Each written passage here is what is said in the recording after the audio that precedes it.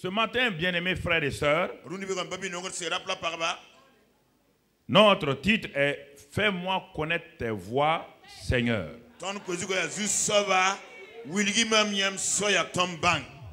Fais-moi connaître tes voies. Lorsque je connais les voies de Dieu, alors quelque chose d'important va se passer dans ma vie. Et dans le psaume 25 écrit par David, voilà la prière de David. Psaume 25 et au verset 4. Voilà ce que David dit. Il dit: Éternel, fais-moi connaître tes voies. Enseigne-moi tes sentiers et conduis-moi dans la vérité et instruis-moi. Ça, c'est le verset 5. Vous voyez pourquoi David, c'est la prière la plus parfaite qu'un homme puisse faire sur la terre.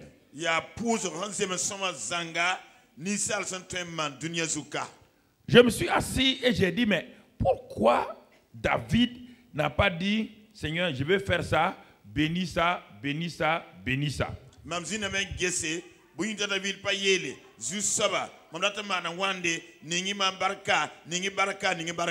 Seigneur me dit, et tu sais pourquoi David est l'homme selon mon cœur?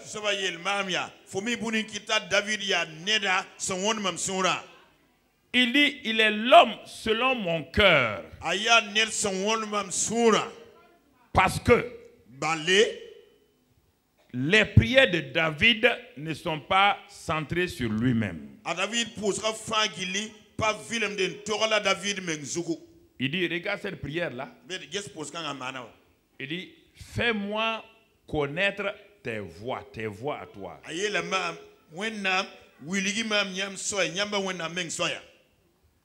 Fais-moi connaître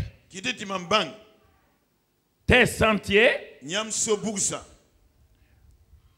tes voies et enseigne-moi tes sentiers. Conduis-moi dans ta vérité et instruis-moi. Il y a ces 4 verbes résument la vie d'un croyant.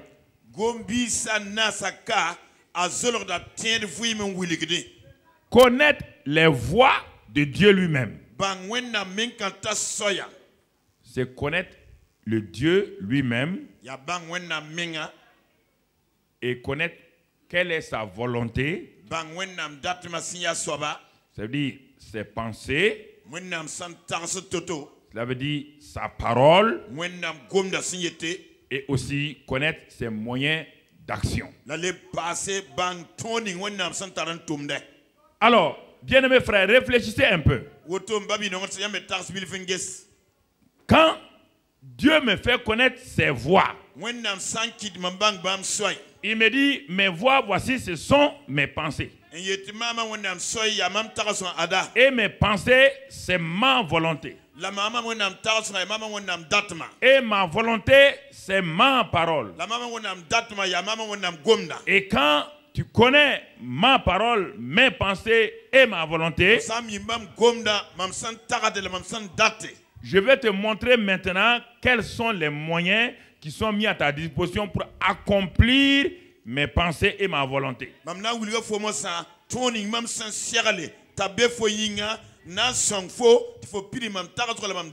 Alors, je me suis assis et dit, mais cette prière-là, mais elle est tellement parfaite, elle ressemble à la prière de Jésus à Gethsémani. Où Jésus a dit une seule phrase pour sa prière. C'est là que j'ai compris que quand Jésus a dit que vos prières ne sont pas multipliées comme les païens, j'ai compris. À Gethsémani, il a fait une seule phrase. Non pas ma volonté, mais ta volonté. La prière la plus courte est la plus exaucée, la mieux exaucée. Jésus m'a dit, Seigneur, Jésus pas mal pousse woko, abgoma pousse à kwaira, yi pousse on tida, yen pam le clan yida, juste va biler même datum, la yamane ratam. Alors, je me suis assis encore et j'ai dit à Dieu, mais pourquoi David a prié ainsi? Dieu me dit, ouvre ta parole et tu vas trouver la parole dans Psaume 18, le Psaume 18, et tu vas trouver les réponses. Pourquoi David dit, fais-moi connaître tes voies.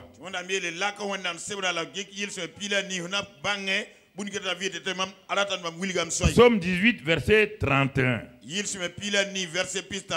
Alors, donc c'est le même David qui parle encore. Il dit, les voies de Dieu sont parfaites. Alors, bien aimés frères et sœurs, est-ce que nous comprenons ce que Dieu dit ce matin? La prière de David. Fais-moi connaître tes voies. Pourquoi? Parce que tes voies sont parfaites. Ah. Elles sont quoi? Parfaites. Par rapport à quoi? Les voies de Dieu sont parfaites par rapport à quoi? Amen. Ah. Donc frères et sœurs, tes voies sont parfaites. Elles sont mûres, matures. Il n'y a aucune faiblesse dans tes voies.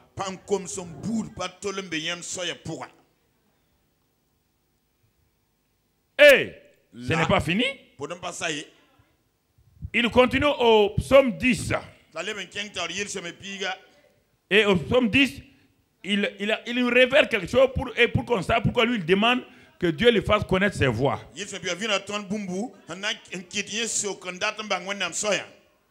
Et là-bas il dit, ses voies réussissent, il parle de Dieu, ses voies réussissent en tout temps.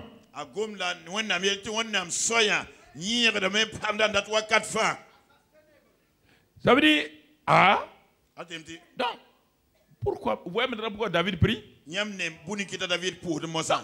me dit que lui, il a découvert que les voies de Dieu sont parfaites.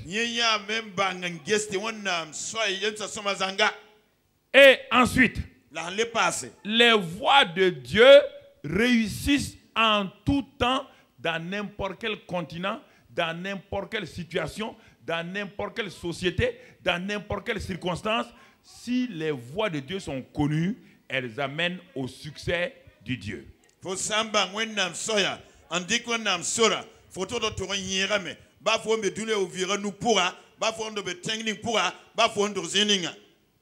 Alors, je me suis assis, j'ai dit, mais ça, je comprends pourquoi David est l'homme selon le cœur de Dieu.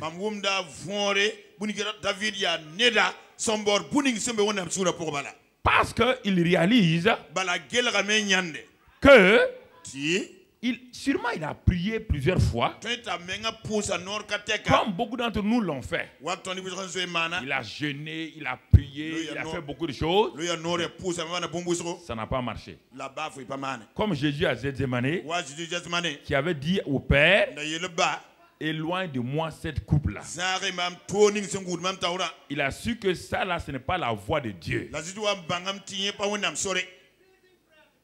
Et elle n'est pas parfaite. Elle n'amène pas au succès de sa mission sur terre. S'il fait sa propre volonté, il n'aboutira pas au succès, c'est-à-dire au salut des hommes. C'est pourquoi il a dit à Dieu, non pas mes voix, mais tes voix. Même chose, non pas ma volonté, mais ta volonté. Tu commences à réaliser pourquoi beaucoup de tes prières ne plaisent pas à Dieu. Je crois que l'intelligence commence à venir. Tu vois pourquoi tu pries, il n'y a pas de résultat. Alors, si ce sont les voies de Dieu qui réussissent, je vais abandonner quelle voie? Mes voies. Frère. Troisième passage que David nous donne comme révélation. Le psaume 77, verset 14. 77, verset 14. Non, tous ces passages-là, tu vas les méditer, ce message qui peut, frère, c'est lorsque le message est médité et pratiqué, c'est en ce moment que ça agit sur la vie. Ce n'est pas en les écoutant simplement.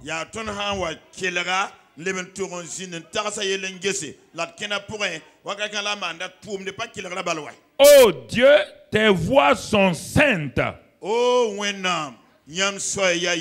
Quel Dieu est grand comme Dieu. Tes voies sont saintes. Donc ça veut dire que mes voies ne sont pas saintes. C'est-à-dire que si quelque chose vient de moi, de mon ego, elle ne peut pas me sanctifier. Parce qu'elle ne prend pas source dans la vie éternelle. Les choses qui viennent de moi n'ont pas une vie éternelle, n'ont pas la vie Zoé, la vie divine en elle.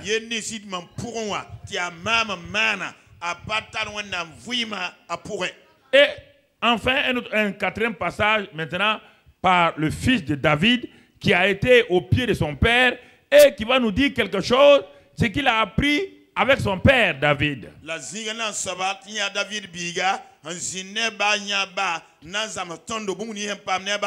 S'il dit ça, c'est qu'il a reçu de David son père, Proverbe 3. Qu'est-ce que Salomon nous dit maintenant? Salomon, le fils de David, va nous dire, en tout cas, lui, il a été au pied de son père, voilà ce qu'il a reçu, et voilà ce que ça donne les voies de Dieu.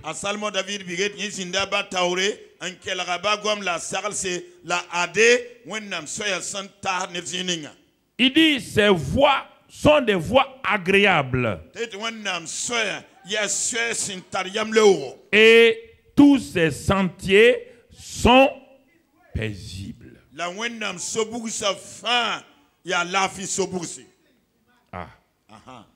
Cela veut dire que ces voies, mes voies, ne sont pas agréables parce que ce ne sont pas des voies de foi. Et deuxièmement, il dit mes sentiers à moi, c'est la même chose. Mes voies et mes sentiers, c'est la même chose. N'apporte pas la paix dans mon âme. Alors que ces voies sont agréables, ça donne la joie et ça amène la paix.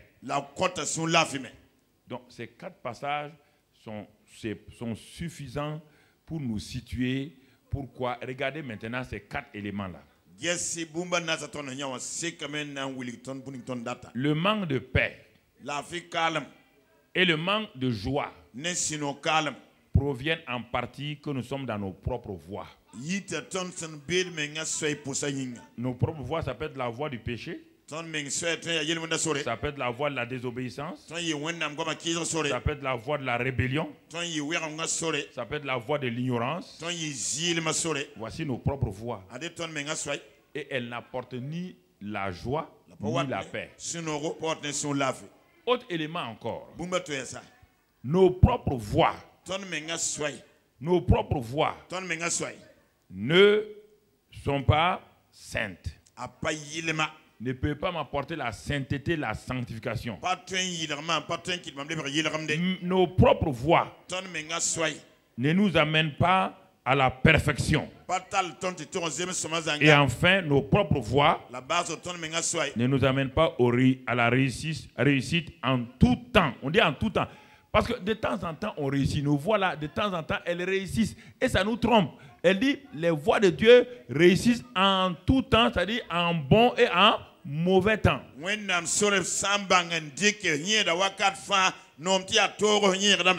Dans les mauvais jours, Quand je suis dans la voie de Dieu, même dans le jour le plus noir, le plus obscur de ma vie, quand Jésus était sur la croix, c'était le jour le plus noir de sa vie, le ciel même s'est fermé. Est-ce qu'il était... Qu'est-ce qu'il a dit? Il a dit, je suis vaincu. Il dit quoi? Tout est quoi?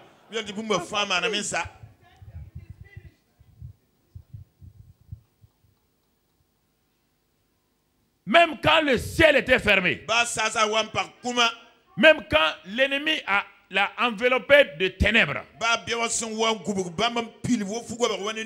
Jésus savait qu'il était dans les voies du Père.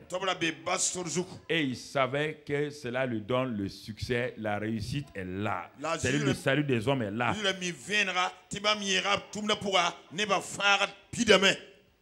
Alors, bien-aimés frères et sœurs, si tu regardes ça et tu mets ça devant toi comme le miroir et tu regardes ta vie, tu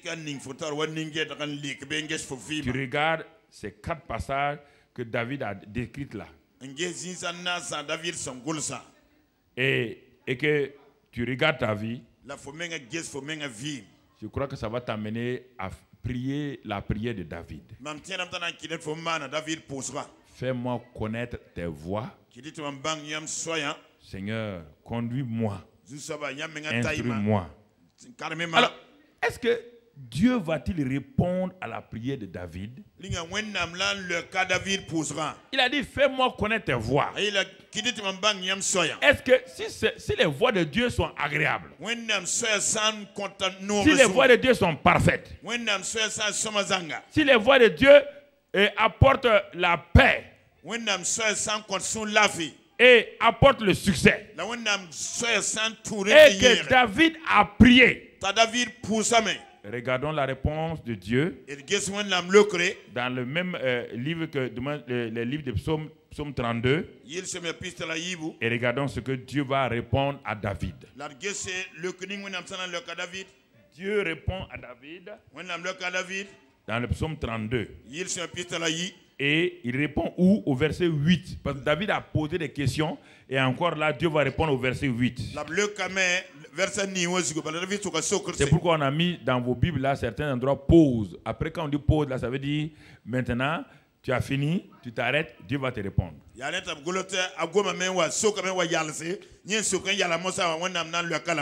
la réponse de Dieu. Regarde le verset 8. Lis cela. Je t'instruirai. Je vais t'instruire. Et te montrerai. Je te montrerai quoi? La voie. La voie. Que tu dois suivre. Que tu dois suivre. Et ce n'est pas fini. Je te conseillerai. Je te conseillerai. Et j'aurai le regard sur toi. J'aurai le regard sur toi. Est-ce que vous pouvez dire plus fort Amen?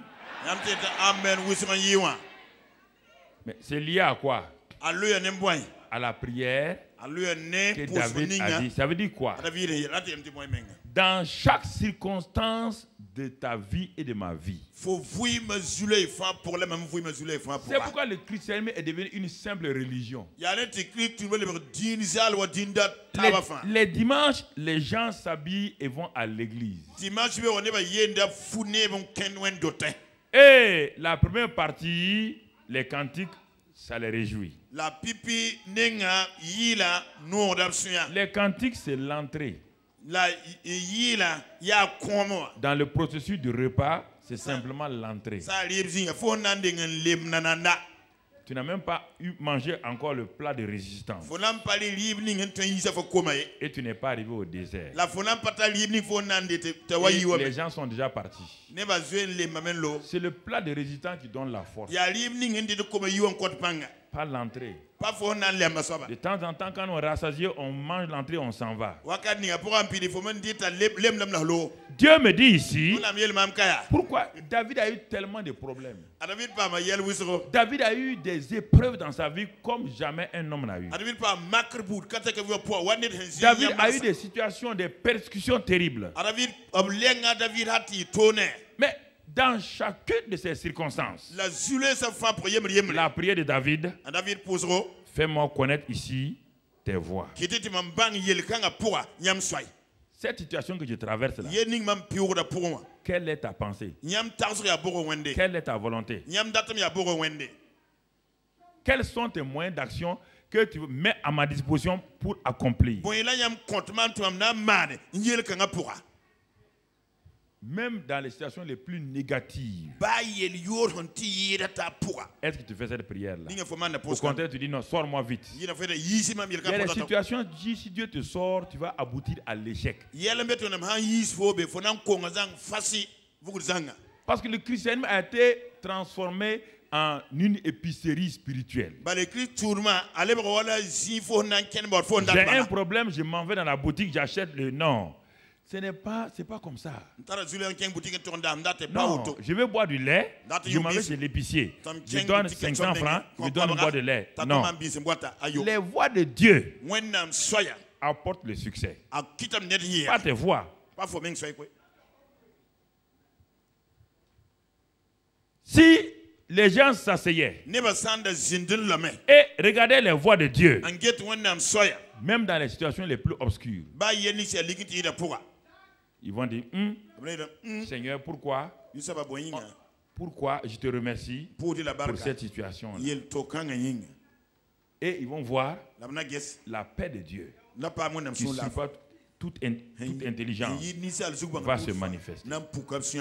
Dans l'épreuve, ne te précipite pas pour dire Dieu change. Si Dieu change rapidement ces choses-là, tu n'auras jamais la victoire.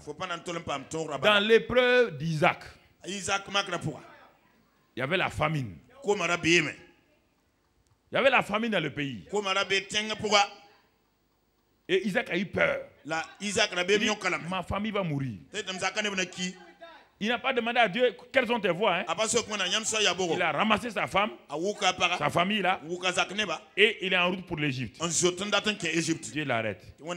Il dit Isaac, l'Égypte n'est pas dans mes voies. L'Égypte n'est pas ma voie de salut pour toi dans cette situation financière. Non. Isaac dit mais il y a la famine partout. Il y a des problèmes partout. Il dit mais comment on va faire? Dieu dit dans chaque situation il y a une voix de Dieu.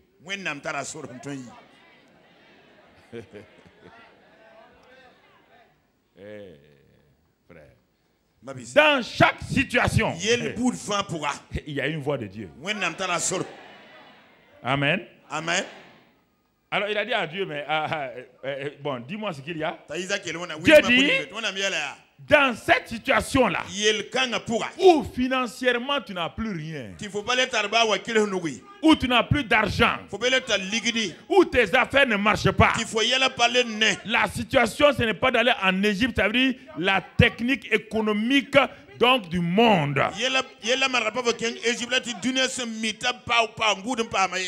Dieu dit à Isaac, pour la prospérité ici, la voie de la prospérité, pour que tu deviennes un homme que tout le monde va admirer, que les gens vont regarder, que les gens vont applaudir. Ma voix à moi, si tu la suis, elle va te propulser, te catapulter. Ma voix va te catapulter. Il dit à Dieu, je vais être catapulté. Dieu dit, tu es prêt? Tu es sûr? Il dit, oui, Dieu, je suis prêt. Il dit, bon, Isaac, ce qui te reste là, à manger et à boire là, prends et sème dans la famine. Isaac est devenu froid d'un seul coup. Comme beaucoup d'entre nous. Fais maintenant une offrande sacrificielle.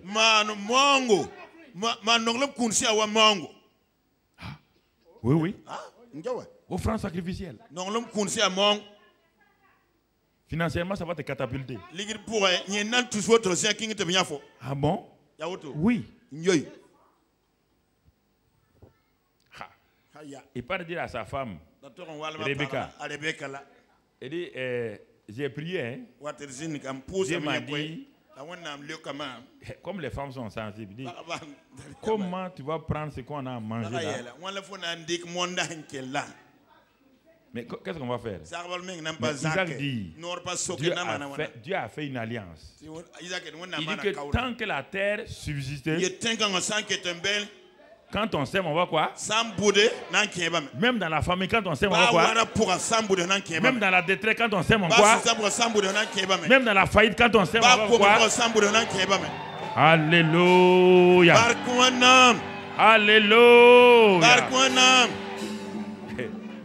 Quand tu sèmes, tu vas récolter.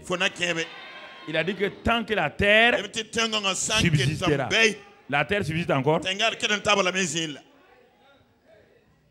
Ou bien la terre est partie. Mais pourquoi tu n'oses pas mettre Dieu à l'épreuve? Mets-le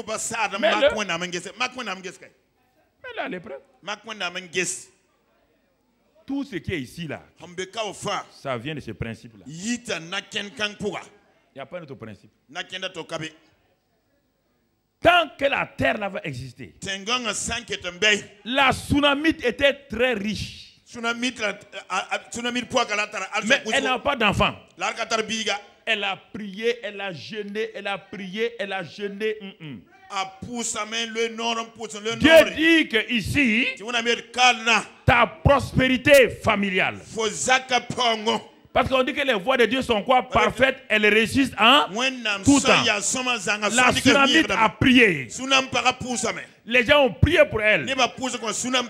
Jusqu'au jour où elle a dit à Dieu, quelles sont tes voies? Dieu dit, tu vois mon serviteur Élisée qui passe là. Construis une maison pour lui. Ah bon? On peut construire une maison pour un homme de Dieu? Construis. Fais-le loger dans la chambre haute. Et dit à son mari. Son mari était un incrédule notoire. Je n'ai jamais vu dans la Bible un homme aussi incrédule que le mari de la Sunamite. C'est pourquoi on ne parle même pas de lui beaucoup. Elle dit, je crois que ma prospérité là, mon succès là, je connais la voix de Dieu. Le mari dit c'est quoi? Mais Dieu m'a dit de construire étage pour l'homme de Dieu. Il a lavé ton cerveau encore. C'est ça. Les hommes de Dieu lavent le cerveau des gens. Tu as laissé les types là te laver le cerveau. Bon, comme c'est ton argent, fais-le. Elle a fait ça. Elle a bâti la maison. La prochaine fois où Élisée passait dans la ville, elle dit Élisée. Il dit viens. Elle a mis le lit, elle a tout mis. Voilà ta chambre. C'est pour toi. Voilà les clés. Quand Élisée a pris ça, les voies de Dieu sont quoi? Parfaites. Elle réussissent en... Est-ce que la femme, elle était jeune encore? Est-ce qu'elle était jeune? Elle n'était pas jeune. Cette offrande sacrificielle va déclencher la puissance de Dieu. L'homme de Dieu dit à la femme, lève-toi, il dit viens, viens, viens, viens là. Il dit à Élisée, appelle-la. Élisée, un autre gars incrédule. Géasi. Un autre gars incrédule. Il dit, appelle la femme là. Il dit, prophète, tu veux faire quoi? Attention, hein. Je te connais. Tu veux dire que la femme là aurait un enfant? Fais attention, hein. Elle n'a pas 45 ans. Elle est presque à la ménopause. Il ne faut pas gâter ton ministère pour ça. Élisée regarde et dit Géasi, appelle la femme. Je ne vais même pas prier. Quand la femme vient à la porte, elle dit madame, l'année prochaine là, à la même heure là, tu vas tenir le bébé dans ta main. Ainsi dit le Seigneur. Si, écoute-moi, les voix de Dieu, pas tes voix. La femme avait prié, jeûné, ça sont ses voix. Ce sont des bonnes voix, mais elles ne sont pas parfaites. Écoute frère, écoute sœur. Il y a un jeune mécanicien qui était assis dans son garage. Ses affaires avaient échoué. Et on lui avait commandé une pièce. Il est mécanicien tourneur. Il fait tourner les pièces. Il était assis, il disait, mais comment on va manger? On est en faillite. Et il est chrétien. Et la jeunesse l'avait invité ce soir-là pour venir donner son témoignage au groupe des jeunes. Il n'avait pas encore même dessiné la pièce avant de... à plus forte raison de la tourner. Et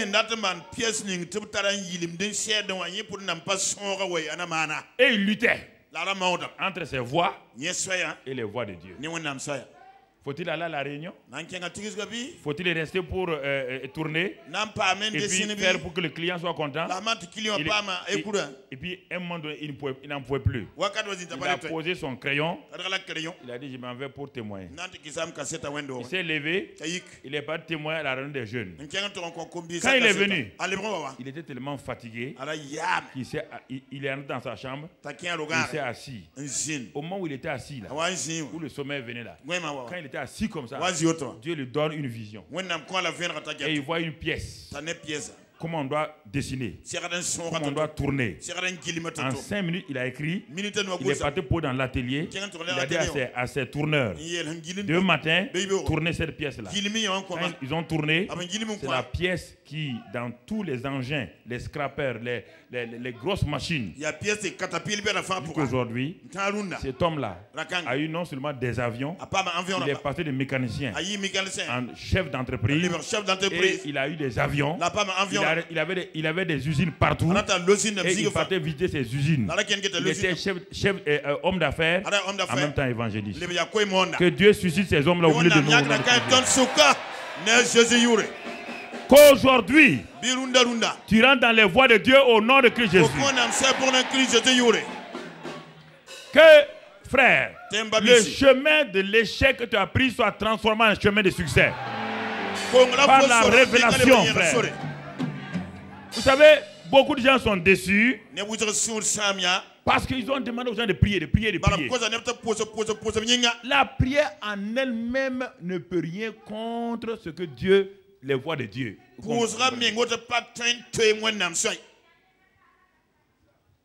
Comprenez? Quelles sont tes voix? Fais-moi connaître tes voix. Fais-moi connaître tes voix. Alors, regardons dans le psaume 103. Psaume 103, verset 7. Regardons ce passage-là où le psalmiste encore nous parle, David. David dit au verset 7, Dieu a manifesté ses voix, l'Éternel fait juste, Dieu a manifesté ses voix à Moïse, ses œuvres aux enfants d'Israël. Ah, il y a deux choses ici. À Moïse, il a fait quoi? Il a manifesté ses... Mais aux enfants, là, il a manifesté quoi? Ah, il faut comprendre les deux. Très bien. C'est bien traduit.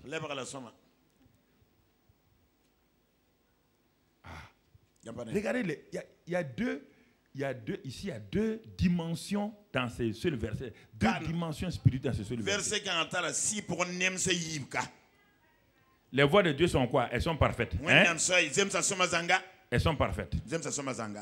Elles sont saintes. Elles réussissent en tout temps. Elles sont agréables et paisibles. Et ces voix-là il les a fait connaître à qui? À Moïse. Mais les enfants d'Israël là, est-ce qu'ils ont connu ça? Et ils n'ont vu que quoi? Les œuvres. Mais en voyant les œuvres là, ça a donné la foi. Quand les problèmes se levaient, ils murmuraient oui ou non. Le genre de chrétien qui n'attend que les œuvres ne peut pas connaître Dieu à travers les œuvres. Ne vous amène pas dans la victoire. Est-ce qu'il y a un peuple qui a vu des miracles autant que les gens d'Israël? Pourquoi ils ne sont pas rentrés en Canaan? Ça doit vous faire réfléchir. Ça doit vous faire réfléchir. Si c'est seulement les œuvres, sans connaître ses voies, vous pouvez les avoir. Dieu a tout fait. Regardez, il n'y a pas un seul miracle qu'il n'a pas fait. 40 ans. Dieu savait que dans le désert, il n'y a pas de boutique de chaussures. Il n'y a pas de boutique d'habits. Mais 40 ans, leurs vêtements ne sont pas usés. Leurs chaussures ne sont pas usées. Et ce n'est pas fini. Grand miracle. Écoutez, les gens ne croient pas au miracle de Dieu. Regardez, quand ils quittaient l'Égypte, là, la plupart des enfants, là, ils avaient peut-être 8 ans, 9 ans. Mais au bout de 40 ans, ils avaient les mêmes chaussures. Qu'est-ce que les chaussures ont fait? Elles ont grandi avec eux. Quand on dit ça aux gens, les gens ne croient pas. Le raisonnement soi-disant scientifique, soi-disant, qui est le plus grand scientifique entre Dieu et l'homme? Quand Dieu a fait l'oiseau, est-ce que l'oiseau s'écrase? Est-ce que l'oiseau fait du bruit? Mais quand l'homme a fait l'avion, il fait du bruit, il s'écrase.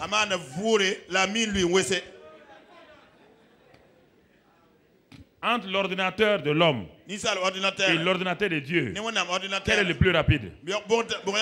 L'ordinateur de l'homme vient d'où? Est-ce qu'il y a un ordinateur qui est plus rapide que le cerveau? Ne vous vantez pas de votre science, car Dieu est le premier scientifique.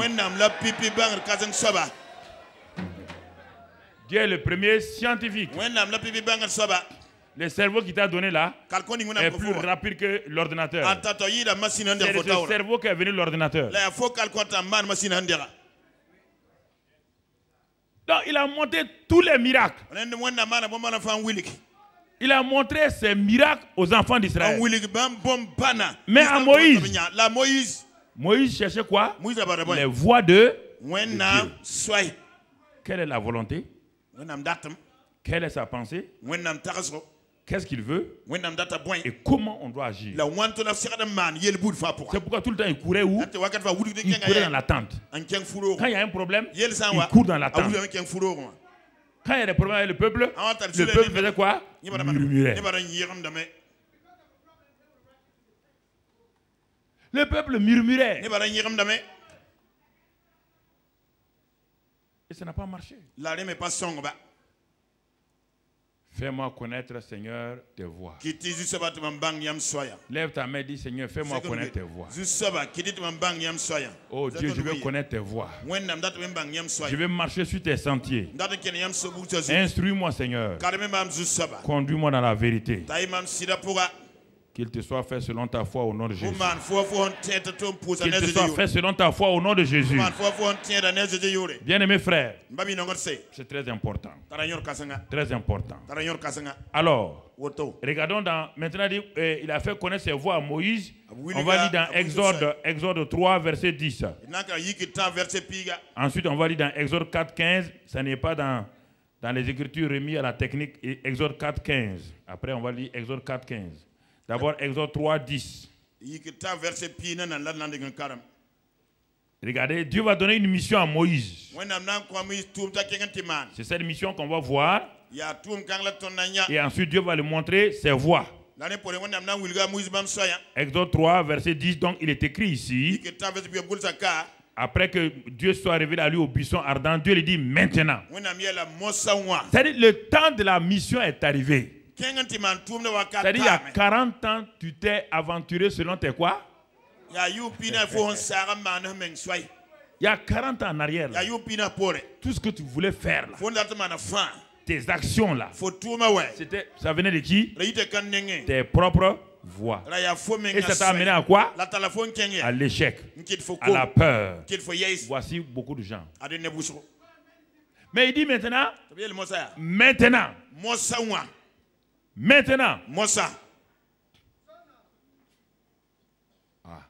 quand Dieu dit maintenant, laisse le passé là de côté. Quand il dit maintenant là, ça veut dire que ce qui est passé là, c'est pourquoi il dit les choses anciennes sont. Il dit maintenant, si quelqu'un est en Christ, il est. Les choses anciennes sont. Le maintenant, frère, te déconnecte avec le passé. Le maintenant annule et efface le. Maintenant, oublie les 40 ans d'échec. Il y a 40 nouvelles années devant toi maintenant. Alléluia. Les 40 années de frustration sont passées. Les 40 années d'infertilité sont passées. Mais Moïse avait quel âge? Il avait combien? 80. Oui ou non? Regardez, Dieu a commencé dans la Bible, si vous lisez. Il y a deux catégories. Quand Dieu commence avec les jeunes, la plupart d'entre eux, c'est 12 comme Jésus, 17 ans. Il a commencé avec David à 17 ans. Joseph à 17 ans. Et Daniel 17 ans. Dieu commence avec eux. Ça c'est pour les jeunes. Pour montrer que c'est lui qui fait, un enfant de 17 ans, est-ce qu'il connaît quelque chose? Deuxièmement, un homme de 80 ans, est-ce qu'il peut faire quelque chose? Voilà comment Dieu est. Et la plupart du temps, les gens échouent quand? C'est entre 40 et 80 là qu'ils échouent. 40 ans là, ils sont forts. Ils sont chauds. Cravate, sac. Ils sont sûrs d'eux-mêmes. Dieu les laisse. Dieu les laisse. Ils sont selon leur voie. Vous voyez comment Dieu fait? C'est ça.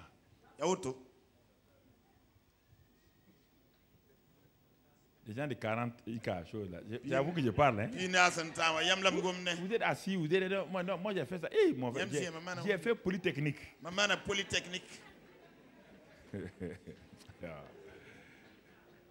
Je suis ingénieur hydrogéologue, quoi. Ingénieur hydrogéologue. Toi, tu n'es qu'ingénieur hydrologue. Lui, il est créateur de l'hydrologie. Ingénieur, qui est le plus fort?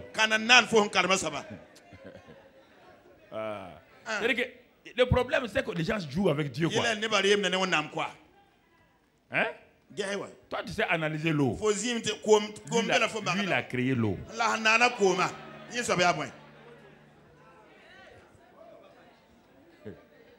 Toi, tu dis que toi, tu es spécialiste en pêche de poissons. Mais est-ce que tu as déjà créé un poisson? Les gens sont orgueilleux. Ah, Seigneur, aide-nous. Aide-nous. Allez de l'avant. Donc, vous voyez là, il dit à Moïse, il dit maintenant, va, je t'enverrai. Ça veut dire que il y a 40 ans qui a envoyé Moïse. Maintenant Dieu dit, maintenant, va, je t'enverrai. Ça veut dire que il y a 40 ans, tu t'es levé, tu es allé et tu as échoué. Mais maintenant, lève-toi, va, je t'envoie. Et quand il t'envoie, il est avec toi. Alléluia. Il est avec toi. Il est avec toi. Il ne te laisse jamais tomber. Alléluia. Amen. Je t'enverrai. Auprès de qui? Pharaon. Pourquoi auprès de Pharaon? Il y a 40 ans, il a fui loin de qui? Maintenant, Dieu l'envoie auprès, au plus près, au plus près auprès de Pharaon. Alléluia. Amen.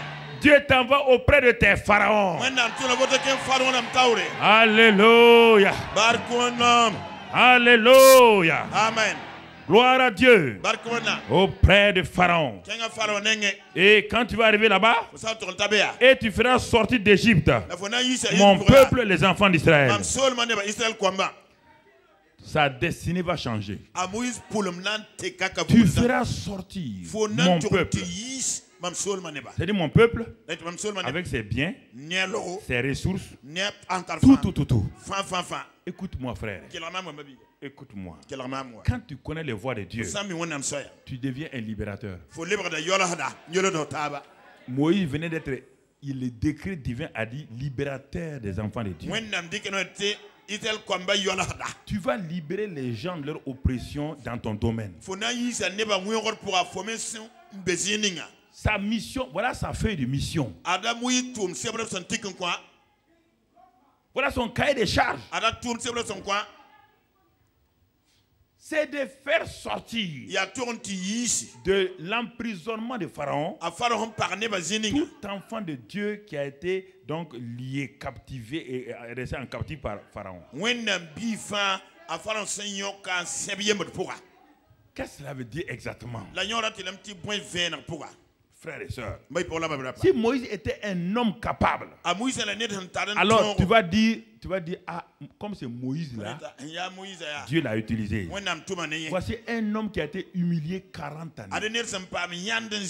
Un homme qui est tombé au plus bas, qui ne connaît que le langage des moutons, qui a oublié même les doux palais, les moquettes du palais royal, qui ne croyait même plus en lui-même. Un homme qui est culpabilisé, qui est complexé. N'oublie pas que les trois choses que Dieu utilise sont quoi? Les choses viles, les choses folles et les choses qui ne sont pas. Voici les trois qualifiés de Dieu. La Bible dit que Dieu utilise les choses folles que le monde ne considère pas. Les choses viles, sans valeur aux yeux du monde. Les choses qui ne sont point. Voici les trois qualifications que Dieu demande. Mais nous ne voulons pas ça. Nous voulons faire les choses pour montrer à Dieu qu'on sait faire. Et en ce moment, nos pharaons nous créent des problèmes. Parce que Moïse face à Pharaon, naturellement, est-ce qu'il peut faire quelque chose? C'est pourquoi, frère, connaître les voies de Dieu sont bien. Et Exode 4.15 maintenant, on va voir Exode 4.15 et jusqu'à 17. Dieu va montrer maintenant ses voies à Moïse. En faisant quoi? Il lui a donné l'ordre de mission et il va lui envoyer son frère Aaron. Et Dieu dit, voilà, mais vois comment tu vas agir. Voici ma sagesse. D'abord, tu parleras à Aaron et tu mettras les paroles dans sa bouche. 1. Mettre les paroles dans la bouche. Et moi, je serai avec ta bouche et avec la bouche d'Aaron. 3e chose, je vous enseignerai ce que vous aurez à faire. 4e chose, il parlera pour toi au peuple. Aaron te servira de bouche. Et 5e chose, et tu tiendras pour Aaron la place de Dieu. Et maintenant, 6e chose, prends dans ta main cette verge avec laquelle tu feras les signes. Voici les voies de Dieu pour Moïse. Mais ces voies, quand tu les regardes, elles sont insignifiantes.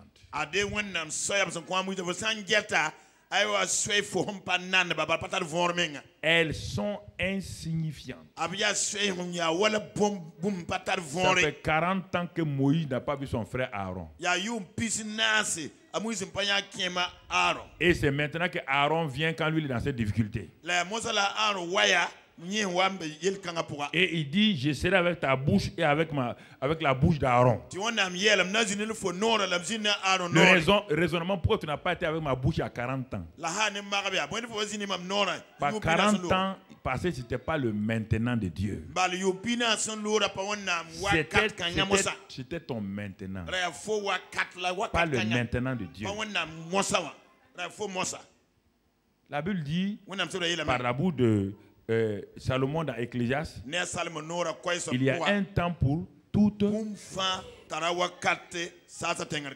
Et dans la vie, il y a un temps pour naître. Il y a un temps pour mourir. Donc Dieu nous révèle ses voies concernant les temps.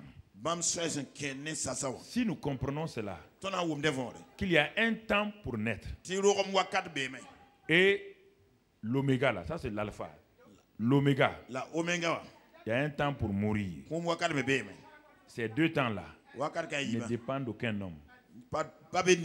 Dépendent de Dieu. Il faut bien réfléchir. Chaque fois qu'il y a une naissance, réjouis-toi. Chaque fois qu'il y a une mort, ne te plains pas. Réfléchis bien. Ne fais pas une erreur. Dieu dit que ces temps-là sont dans sa main. Et si tu t'amuses, tu ne connais pas les voies de Dieu. Les voies de Dieu sont ici. Il y a un temps pour naître. Ça c'est l'alpha. L'oméga, il y a un temps pour mourir. Entre ces deux temps extrêmes, si tu lis dans Ecclésiaste maintenant, tu verras les différents temps. Il y a un temps pour rire, un temps pour pleurer, un temps pour se marier, un temps pour ceci, un temps pour cela, un temps pour cela. Alors, si tu fais la somme des temps de Dieu, et quand tu regardes ces temps de Dieu là, il faut les inclure dans les voies de Dieu. Si tu ne sais pas inclure les temps de Dieu dans ses voies, tu vas toujours agir hors du temps de Dieu et tu auras des problèmes. Tu risques de te marier avant le temps de Dieu ou après le temps de Dieu. Tu risques de voyager avant le temps ou après le temps. Tu vas commencer un projet avant le temps ou après le temps. C'est ça que Dieu est en train de dire à Moïse. Donc, l'une des voies de Dieu inclut le temps. C'est pourquoi David plaisait à Dieu. Quand l'enfant de David était malade, gravement malade, il était couché à terre et pleurait. Il priait. Il roulait à terre. Il portait des sacs de cendres. Des sacs avec... Aucun de ses serviteurs n'osait lui parler. Tout le monde marche sur la pointe des pieds dans le palais royal. Le roi a des problèmes. Hein? On ne peut pas lui parler. Il est en difficulté. Et quand l'enfant est mort, David n'entendait plus le bruit. Il s'est dit que quelque chose ne va pas. Tout le palais est devenu silencieux. David s'est levé, il a appelé un serviteur. Il y a quoi? Il dit, mais l'enfant est mort. Ah, roi, l'enfant est mort. Hein? On sait que tu aimes trop l'enfant. Mais l'enfant est mort. David se lève, s'en va se laver, se raser, porte son habit royal, prend sa guitare et chante. Ils ont dit au roi, attends. Ça a pété, non? Ça a pété. Il dit non. Il dit, mais pourquoi maintenant là? David dit, si son fils a dit, il y a un temps pour toute chose, il a besoin de qui? De son père. Il y a des choses, il faut faire attention. David sait que la mort appartient. C'est-à-dire que qui contrôle la mort? C'est Dieu. C'est pas Satan. Hein? La clé de la mort a été déjà retirée entre les mains de Satan. La clé de la mort, le suivi de mort sont dans les mains de qui? Jésus. Faites attention à ça. Ça appartenait à Satan avant. Mais dans l'Apocalypse, il est dit, il a dit à Jean, voici, je suis vivant. J'étais mort, je suis vivant. Et maintenant, je tiens les clés de là et du... Ok. Donc, le temps de la mort est entre les mains de Dieu. C'est parmi ses voies. Il dit, mais ce n'est pas la peine de vous que je m'apitoie. Car il y a un principe de Dieu. L'enfant ne peut plus venir vers ici.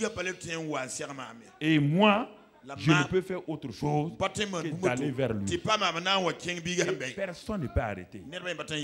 Dans les temps de deuil, des difficultés, ayez cette chose-là. N'oubliez pas que vous êtes sur le même chemin, que vous voulez ou pas, il y a une force d'attraction qui vous amène. Chaque jour, vous arrivez à la mort. Donc, quand il y a un temps de mort, asseyez-vous et réfléchissez. La seule chose, prépare-toi à la rencontre. C'est fini. Prépare-toi seulement. Sinon, tu vas mourir. Ça dans les voies de Dieu aussi. Est-ce que vous entendez? C'est dans les voies de Dieu. C'est dans les voies de Dieu. Donc, n'ayez pas peur de ça. La seule chose, c'est se préparer. C'est pourquoi David, quand Dieu a vu David s'est levé jouer, après que Dieu ait pris l'enfant qu'il aime là, Dieu dit l'homme laisse mon cœur. Il a dit, hey, où est Gabriel? Pas Dieu est seul.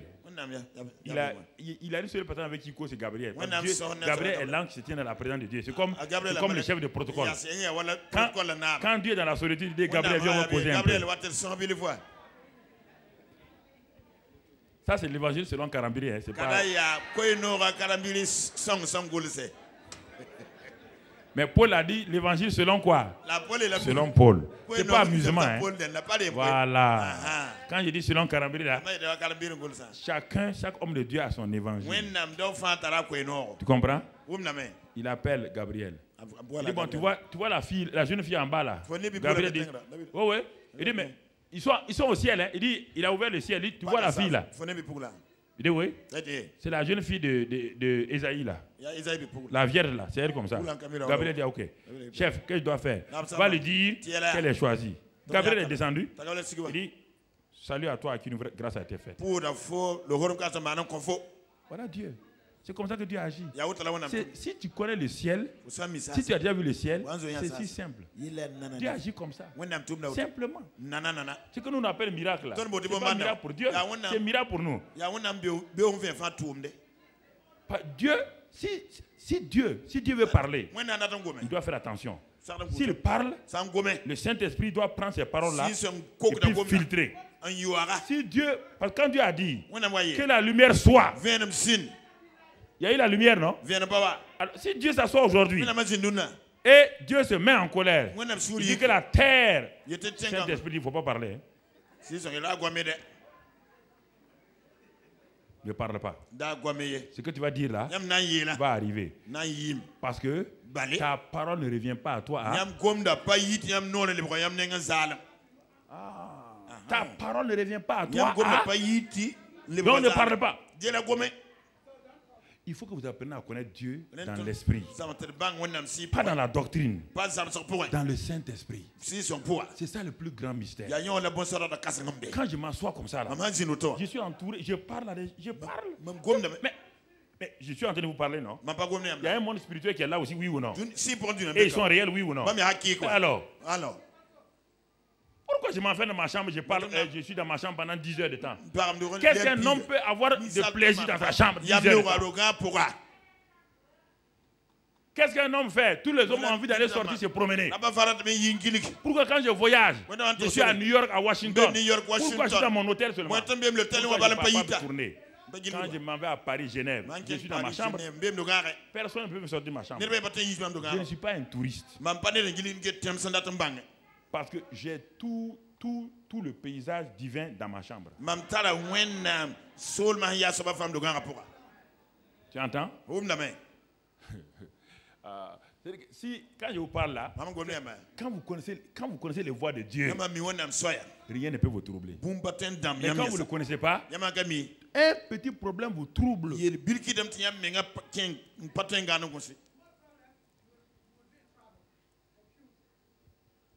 Connaître les voix de Dieu. Moïse ne les connaissait pas. Dieu les révèle maintenant à Moïse. Et Moïse a quitté donc son beau-père Jéthro, Madian, et il s'en va maintenant en Égypte. Avec quoi? Un simple bâton. Avec la parole de Dieu. Avec la présence de Dieu, qui est en plus invisible, personne ne voit. Et on dit, où vas-tu? Je m'en vais libérer le peuple. Tu pars faire quoi? Libérer le peuple. Le peuple est où? En Égypte. Entre les mains de qui? Pharaon. Et où est ton armée? Bâton. Il y a 40 ans, tu étais sage maintenant. Maintenant tu es quoi? Tu es fou. Maintenant tu es fou. C'est ça là. Vous ne voulez pas qu'on se moque de vous là.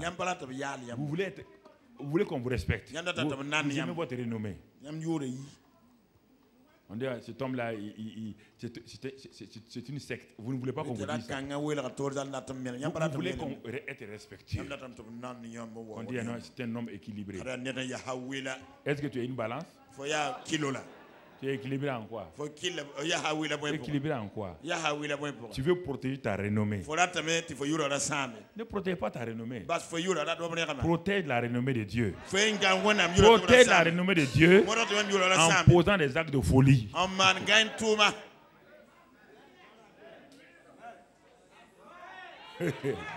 Pose des actes de folie. Et la renommée de Dieu est retentie partout. Chaque fois que tu poses des actes logiques, tu termines la renommée de Dieu. Tu entends? Ne termine jamais la renommée de Dieu. Alléluia. Amen. Alléluia. Amen. Alléluia. Amen. Oh oui. Frères et sœurs, j'ai dit, je vous répète encore. Si vous êtes homme d'affaires, il faut sortir du milieu des hommes d'affaires ordinaires. Il faut sortir de leur milieu. Vous n'êtes pas dans leur catégorie. Non.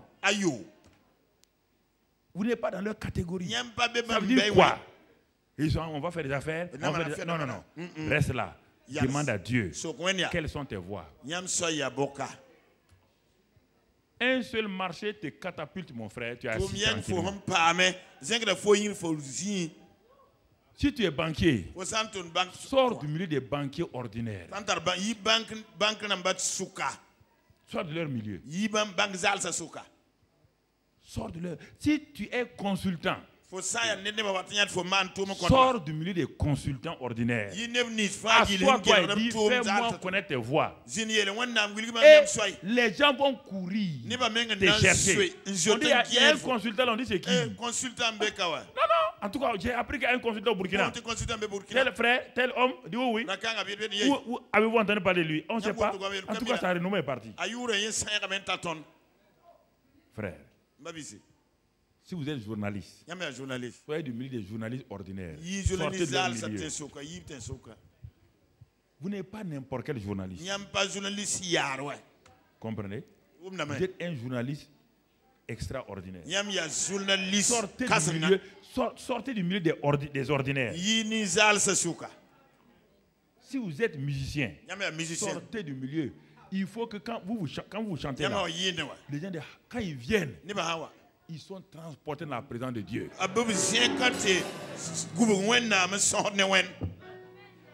Et les gens courent, ils cherchent. Tu n'as pas entendu le CD de la femme qui est sortie là? Tout le monde veut le CD là. Dites à Dieu dans votre domaine. Fais-moi connaître tes voix. Si vous êtes évangéliste, dis à Dieu, fais-moi connaître tes voix. Je suis un évangéliste ordinaire jusqu'à ce jour-là. Il faut que je passe à la position supérieure. Si tu es un enseignant, sois un enseignant pas ordinaire. Frère, quand tout ce que tu vas toucher doit être bien. Tout ce que tu touches à la marque du ciel. Et c'est avec ça que Moïse est parti. Est-ce qu'il a libéré le peuple, oui ou non? Alors frère, Moïse n'était pas un homme extraordinaire. C'est pourquoi David dit, les voies de Dieu. Retournons dans Exode 3 et Proverbe 3 et regardons un peu quelques voies de Dieu que le même Salomon a écrit. Il a écrit d'abord Exode 3, 17. Il a dit, Exode 3, 17, il dit, ces voies sont des voies agréables et tous ces sentiers sont paisibles. Le verset 19 maintenant. Regardez les voies une partie des voies de Dieu. C'est par la sagesse que l'Éternel a fondé la terre.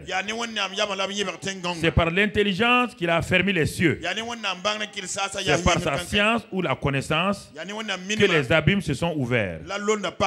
Ça, ce sont les voies de Dieu comme ça. Ce sont les trois voies principales. La sagesse, l'intelligence et la connaissance. Regardez comment Dieu a fait. Dieu même, on dit, Dieu travaille selon ses propres voies, oui ou non? Quelles sont les voies de Dieu ici? Pour créer la terre, il a utilisé quoi? Pour affermir les cieux, il a utilisé quoi? Pour affermir, pour remplir les choses, il a fait quoi? Il a utilisé quoi? Sa science expérimentale ou la connaissance.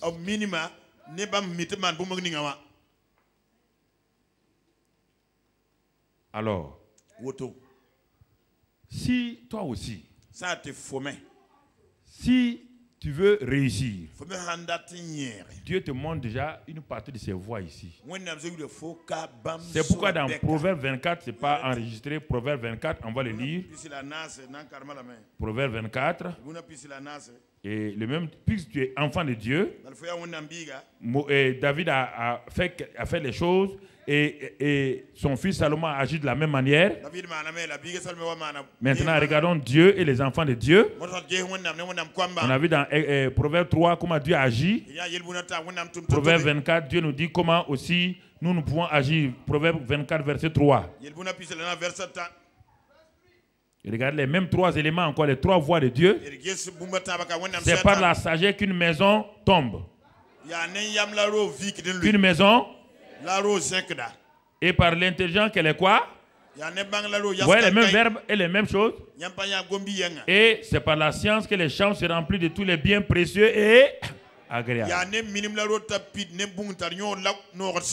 Voici les trois principales voies de Dieu pour agir. La sagesse, l'intelligence et la science expérimentée appelée connaissance.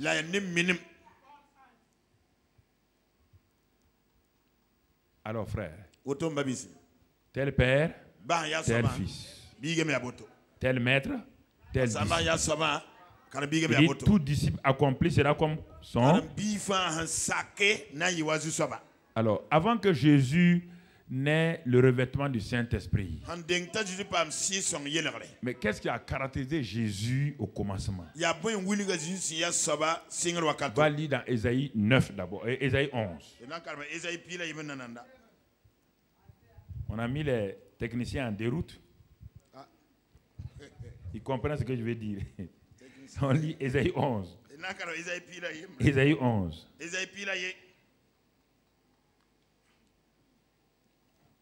Qu'est-ce qui est écrit là-bas? Puis un rameau sortira du trône d'Isaïe. Tu entends? Puis un rameau, une petite branche, sortira du trône d'Isaïe. Ensuite, et un rejeton naîtra de ses racines. Regardez bien. Maintenant, on parle de c'est la prophétie sur Jésus. Il y a l'esprit de l'Éternel reposera sur lui.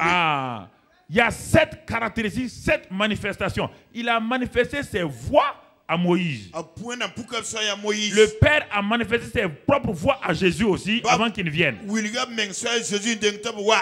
Et il y a 7 éléments, dont les 3 éléments dont on a parlé tout à l'heure. Regardez les 7 éléments de manifester la voix de Dieu pour Jésus. Il dit l'Esprit de l'Éternel reposera sur lui. En hébreu, ça veut dire que l'esprit de repos sera sur lui. Donc tout commence par le repos de Dieu, l'esprit de repos. C'est une des voix de Dieu. Vous ne pouvez pas travailler quand votre cœur n'est pas en repos. Et quelqu'un qui est agité ne pourra rien faire. Ça c'est le premier. Il dit que quand Jésus va venir, il sera caractérisé par l'esprit de repos. Deuxième manifestation des voix de Dieu, esprit de sagesse. Troisième, et d'intelligence. Quatrième, conseil. Cinquième, force. Sixième, connaissance. Septième, crainte de l'Éternel. Ça, ce n'est pas les dons du Saint-Esprit. Non.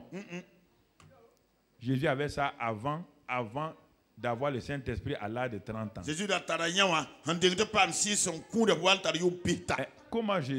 Comment il a passé les 30 premières années alors? S'il devait, les pentecôtisants que nous sommes, nous devons entendre que c'est à 30 ans que Jésus a reçu. Non.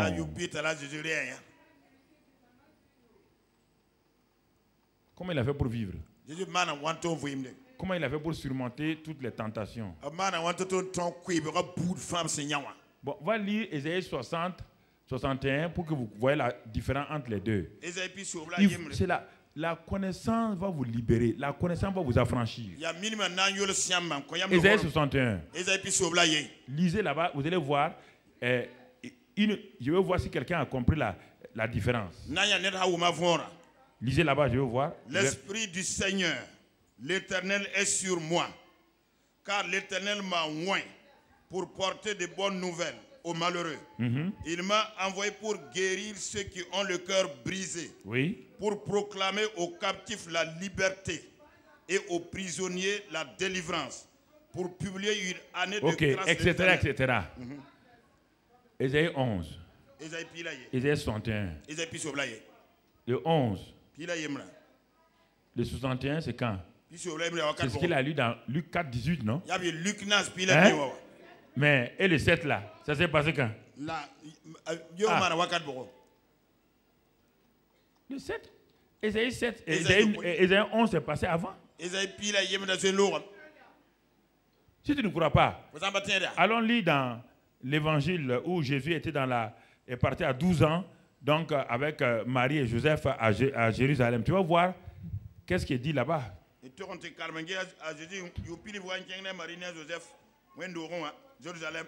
Tu vas voir ce qui s'est passé. C'est Ésaïe 11, c'est les éléments de Ésaïe 11 qui étaient sur lui là-bas.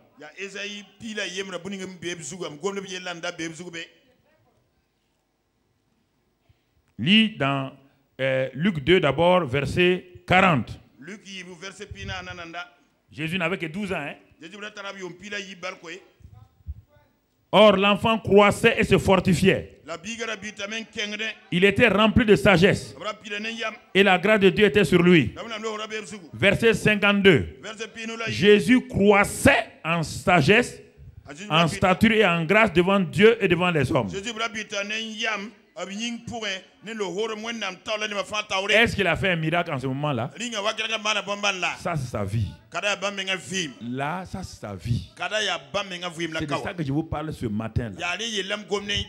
Connaître d'abord les voies de Dieu avant de faire le ministère de Dieu. Connaître ses voies doit précéder les œuvres. À 12 ans déjà, dans le temple de Jérusalem, Caïphe, à Caïphe, Anne, à Anne, Nicodème, à Nicodème, tous ces gens-là Ninka Isafa, étaient assis dans le temple. Razi Wendora Pura. Et voici un enfant de 12 ans La debi interview assis pilei. devant eux. Nzibam taure. Tous les docteurs d'Israël. Israël ton kal sanama fa. Il les a mis tous en ballottage. Kitam ta fa men kale mitbi ya ton kal sanama. Alors que l'Esprit de Dieu n'était pas descendu sur lui. Ti wonam sir amel C'est pourquoi dans Ésaïe 11, on dit l'Esprit de l'Éternel repose. Dans Ésaïe 61, on dit l'Esprit de Dieu est sûr. C'est deux choses différentes. Repose et sûr. Sûr, c'est le revêtement. Repose, c'est l'homme. C'est pourquoi on dit à Moïse, Dieu a manifesté ses voix à Moïse. Et après maintenant, les enfants de Dieu ont vu quoi? Les enfants d'Israël ont vu quoi? Les œuvres. Mais ils n'ont jamais connu les voix. C'est pourquoi quand il y avait des problèmes, ils tremblaient et ils voulaient retourner en Égypte. Chaque fois, ils veulent retourner en Égypte. Pourquoi les gens veulent retourner dans le monde? Pourquoi les gens disent que quand j'étais heureux, quand j'étais chrétien, et je n'étais pas chrétien? Je n'ai jamais dit ça. Je ne le dirai jamais. Jamais. Que Dieu me garde ça. Aïe, aïe, aïe. Jamais. Je ne suis pas venu chercher des porcs au four avec Dieu. Tu comprends? Non, non, non, non. Je ne suis pas venu chercher le succès. Je n'ai pas échoué à tous mes concours. Tu viens dire à Dieu maintenant, je viens, tu me donnes un concours. Non. Je suis entré dans le plan de Dieu. Comprenez? Je ne suis pas venu chercher femme dans le royaume de Dieu. Tu peux devenir chrétien et dire, Seigneur, donne-moi une femme. Au nom de Jésus. Au nom de Jésus. Mais si c'était ça maintenant, que ma femme est partie, donc je veux partir. Je vais le quitter? Oui ou non? Si c'est une femme que j'ai demandé, et le même Dieu prend ma femme, il me dit au revoir. C'est logique, non? Tu m'as vu faire ça?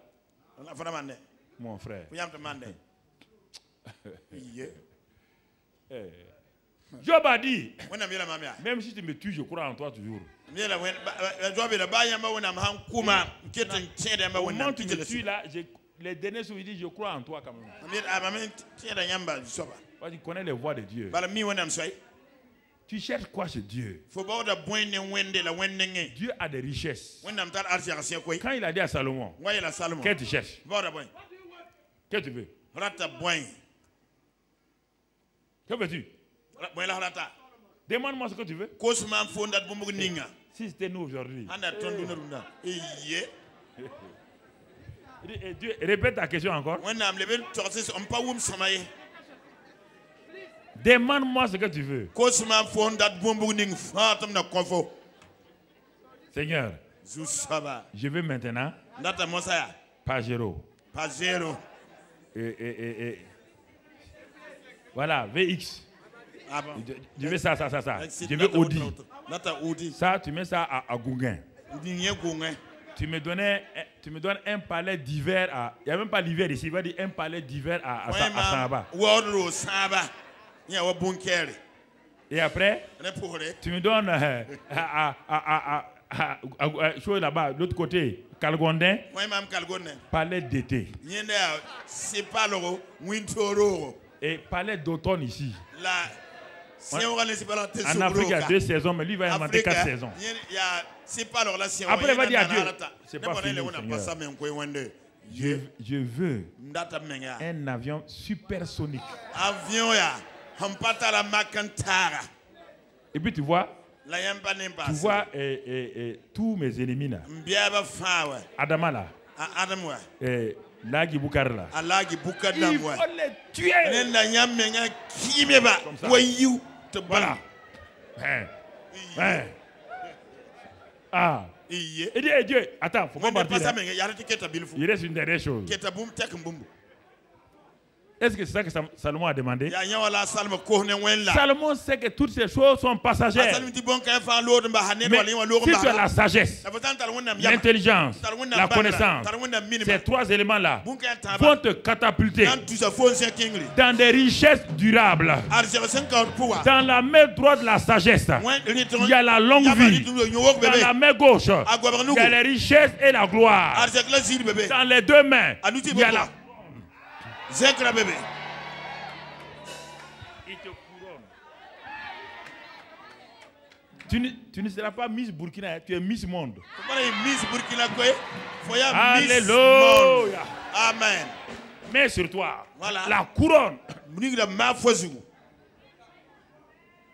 Nous ne comprenons pas les voix de Dieu, c'est pourquoi nous souffrons inutilement.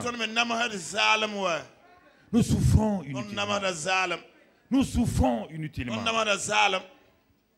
David dit dans le psaume 119. Et puis, bon, on va s'arrêter là parce que on va lire les deux versets et puis on va s'arrêter. Psaume 119, 144. 119, 144. David dit, tes préceptes sont éternellement justes. Donne-moi l'intelligence pour que je vive. Ah, l'intelligence fait vivre. Regardez le Proverbe 21, verset 16. Proverbe 21, verset 16. L'homme qui s'écarte du chemin de la sagesse reposera dans l'assemblée des morts. Ah.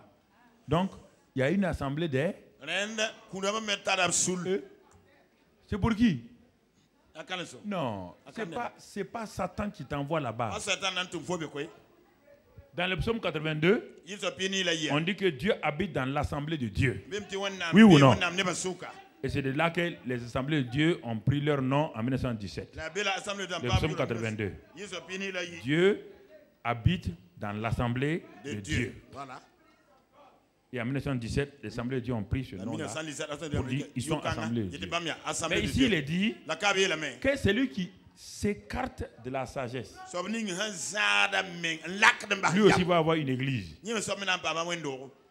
Ça va s'appeler quoi? Assemblée des morts.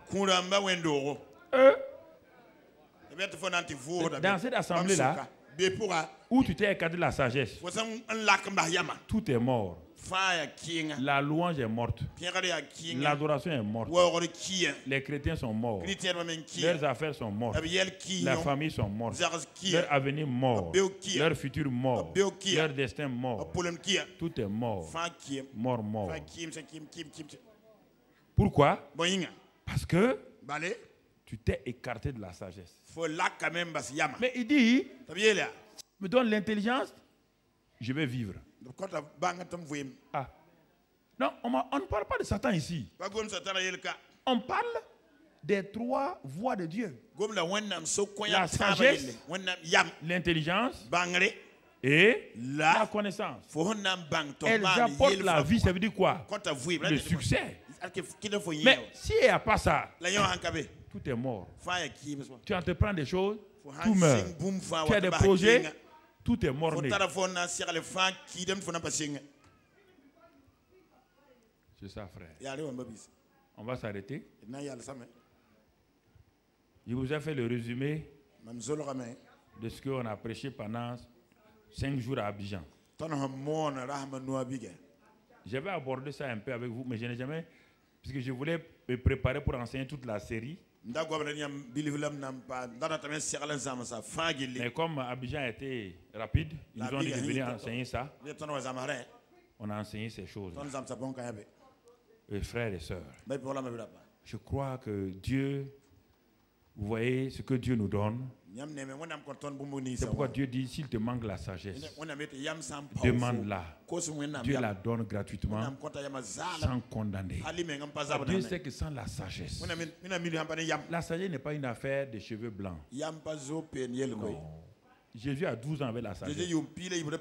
Samuel a 17 ans, il avait la sagesse. David a 17 ans, il avait la sagesse. Joseph a 17 ans avec la sagesse. Daniel, le jeune, avait la sagesse. C'est une grâce de Dieu. Quand Moïse est monté sur la montagne, il a dit, mais je ne suis pas inventeur. Je ne sais rien faire de mes mains. Il dit en bas là. Il y a un jeune là-bas. Il y a un qui s'appelle Belsalel, l'autre s'appelle Oholiab. Il dit, je leur ai donné l'esprit de sagesse, l'esprit d'invention. Alors, si tu entends ça, toi, jeune homme, Dieu dit qu'il a donné à un homme un esprit d'invention, un esprit de savant. Tu n'as jamais entendu ça? C'est qui là-dedans? Si c'était toi, je m'enferme dans la maison. Je pose ma main sur ma tête. Tu as donné à Belsalel l'esprit de sagesse pour inventer les choses. Et il les a inventées. Et moi, pour ta main sur ta tête,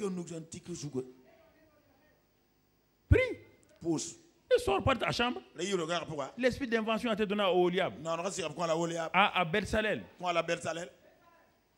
Et ensuite, il a posé les mains sur Josué. Moïse, l'esprit de sagesse est venu sur lui, d'administration et de gérance, de gouvernement. Vous voyez, dans tous les domaines, Daniel a eu l'esprit pour gérer la ville de Babylone. Alors qu'il n'avait rien, il n'a fait aucune école de gestion. L'esprit de sagesse est venu sur Joseph. Il est devenu premier ministre qui a sorti le pays de l'Égypte de la crise. Mais frère, il faut dire à Dieu. Ne demande pas à Dieu des bonbons, des chocolats. Dis à Dieu, je veux dans ma génération. Joseph a impacté sa génération. Daniel a impacté sa génération.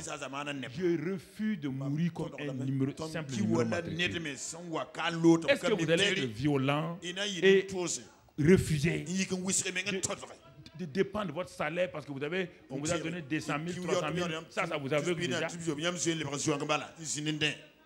Parce que vous avez 500 000, vous avez 1 million, ça fait que vous non. Est-ce que vous êtes entré dans votre destinée? Quand Joseph quittait son père et sa mère, partait en larmes, trahi par ses frères, il ne savait pas qu'il partait comme premier ministre pour sauver tout son pays. Il ne savait pas. Ce qui vous arrive aujourd'hui là, est-ce que vous avez demandé à Dieu? Est-ce que ce sont tes voix comme ça? Si c'est ça là, soumets-toi. Soumets-toi. Si tu as failli dans ton entreprise là, est-ce ta voix, Seigneur? S'il dit oui, soumets-toi. Dis alors, quelles sont tes voix maintenant?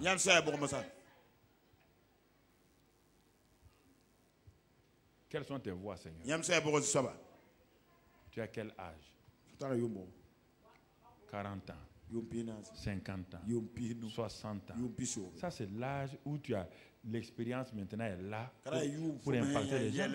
Ce n'est pas l'âge de la retraite. Si on te met à la retraite administrative, ça regarde l'administration. Je ne comprends pas. Je ne comprends pas. Les Louis Pasteur. Louis Pasteur était comme Chichiaka. Il n'est pas un scientifique. Michel Faraday, la loi Faraday.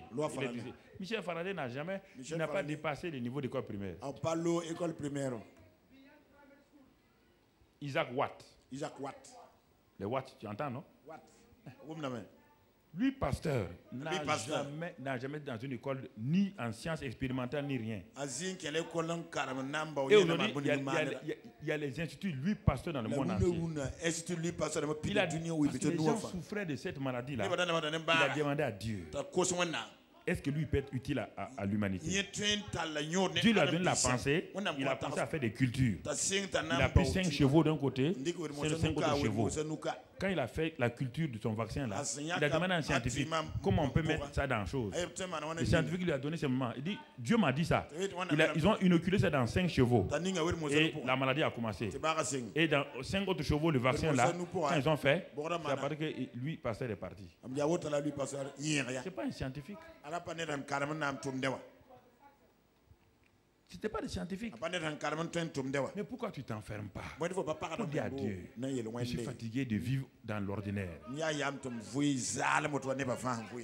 Quand Dieu te regarde, il voit l'homme d'affaires le plus puissant. Et toi, tu te contentes de 20 millions, 30 millions. 20 millions, 30 millions, ça c'est l'argent. Ça c'est un millionnaire, ça.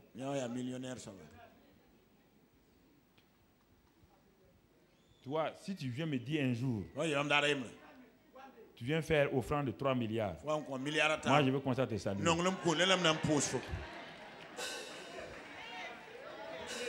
Non, je ne sais. Non, je ne crois pas que tu vas m'émouvoir avec 3 millions. Hein. Non, ça c'est. Même les gens du monde peuvent donner 3 millions. Non, prépare-toi mon frère. On va continuer sur la série, sur la sagesse, l'intelligence.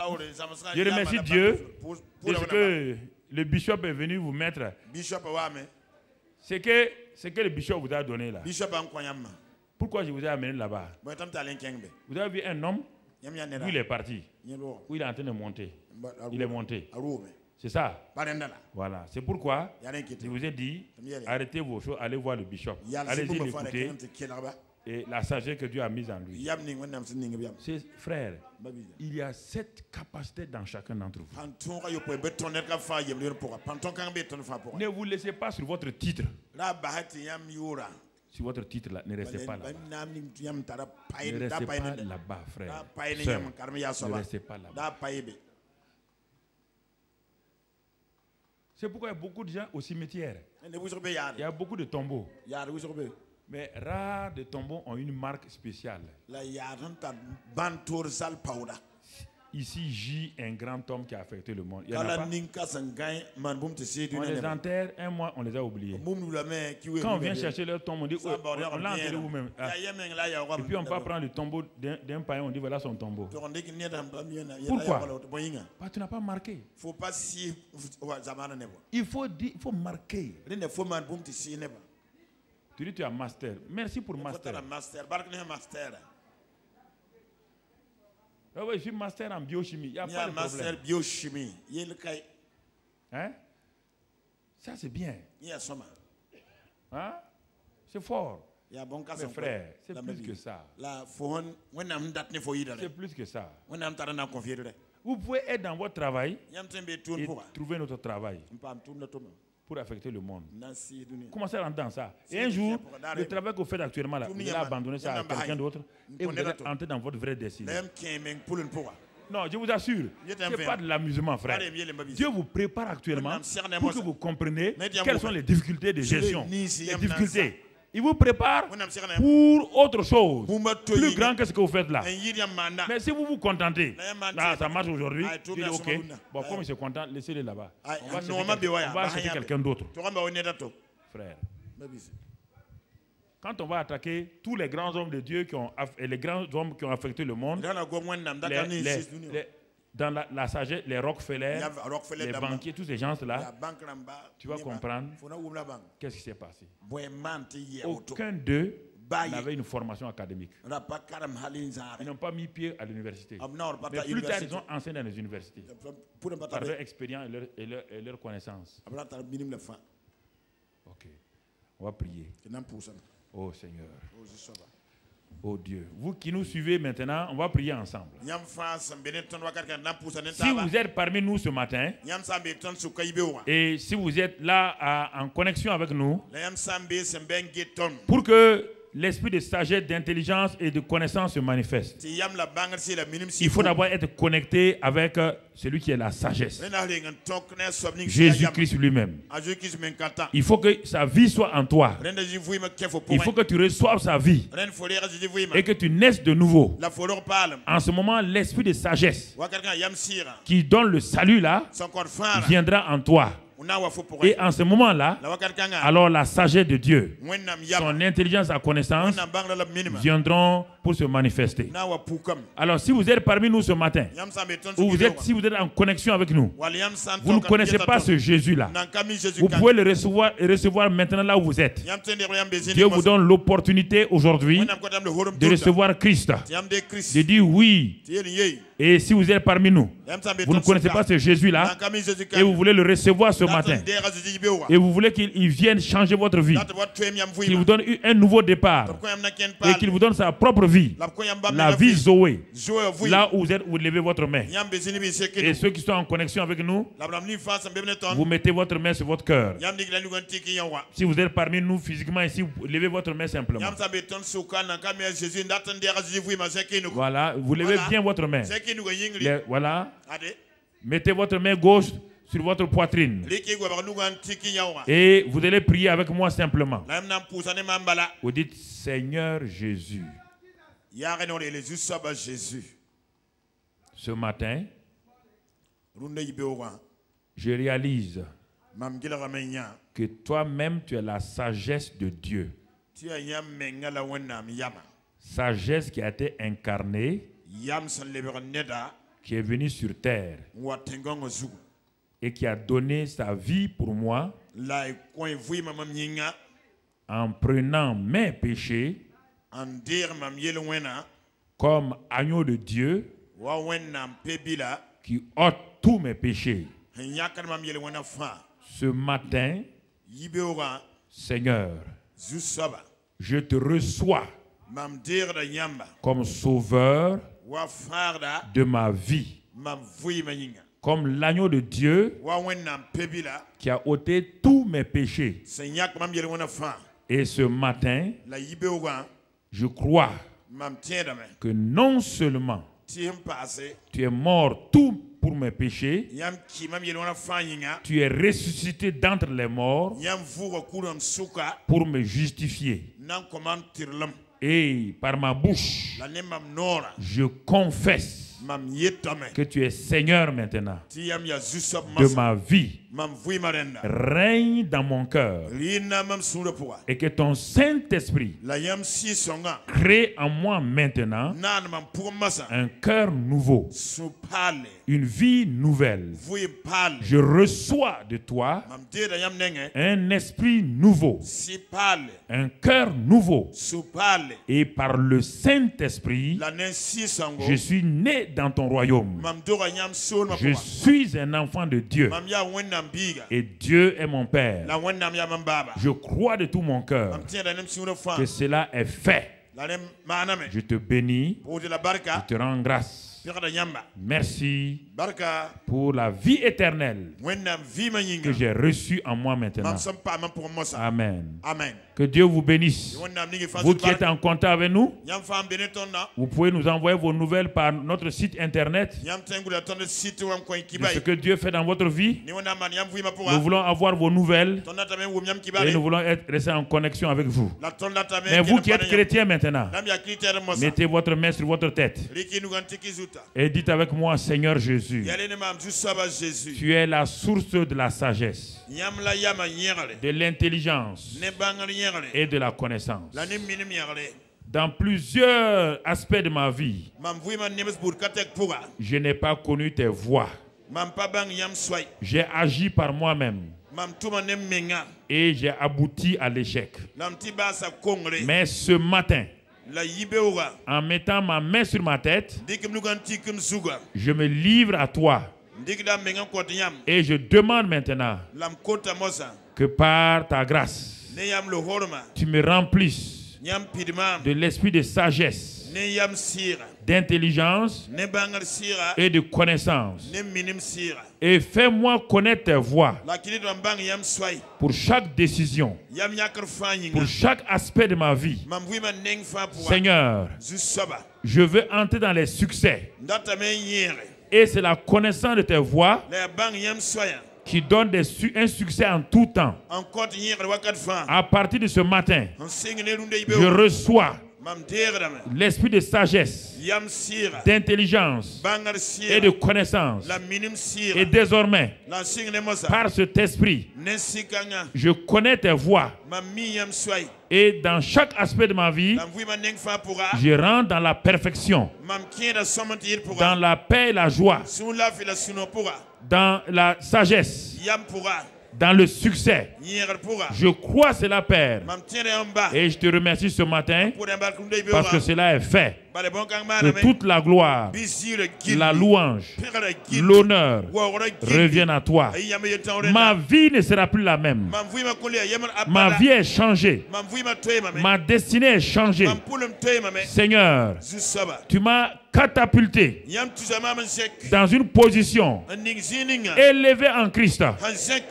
Et à partir de maintenant, les succès m'accompagnent. Les signes et les prodiges m'accompagnent. La prospérité m'accompagne. La fécondité m'accompagne. La bonne santé m'accompagne. La victoire m'accompagne. Seigneur, je sors de l'ordinaire pour entrer dans l'extraordinaire. Merci Père.